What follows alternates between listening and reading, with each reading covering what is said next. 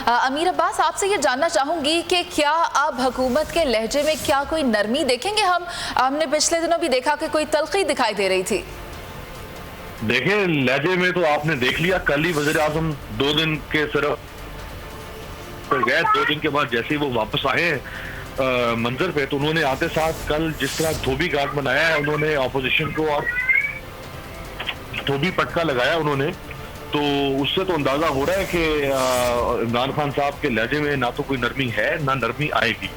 क्योंकि देखिए, इमरान खान साहब है या इमरान खान का जो वोटर है वो इमरान खान को अग्रेसिव मूड में देखना चाहता है, वो इमरान खान को हार्ड हिटिंग देखना चाहता है, वो चाहता है इमरान खान बैशिंग करे ऑपोजिशन पे, इमरान खान करप्शन के नैरेटिव को बार बार उसका इस्तेमाल करे।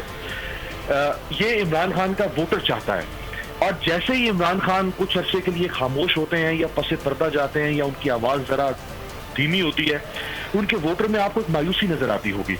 जैसे इमरान खान हर 2-3 माह के बाद इस किस्म की एक तकरीर करते हैं जो उन्होंने कल की, उनका वोटर फौरन चार्ज हो जाता है और आप समझ लें कि जैसे अगले 3 महीने के लिए उसको एक टीका लग जाता है विटामिन का, फिर वो दोबारा से इमरान खान के साथ स्टिक हो जाता है।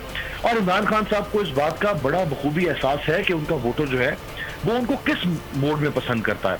हर सियासतदान की बॉडी लैंग्वेज, उसकी डिक्शन, उसके अल्फाज का इस्तेमाल, उसका नैरेटिव वो अपना अपना है। जैसे मियाँ साहब, नवाज शरीफ साहब, उनको बज़ाहिर धीमे मिजाज का सियासतदान समझा जाता है, वो उस तरह से अग्रेसिव जलसों में बाज़ औक़ात वो ज़रूर करते हैं, लेकिन वो अमूमन उस तरह से अग्रेसिव, उनकी टोन, उनकी डिक्शन, उनके अल्फाज को चुनाव नहीं होता। लेकिन इमरान खान कॉन्ट्रेरी टू नवाज शरीफ, उनके अंदर इससे ऑपोजिट खुसूसियात हैं।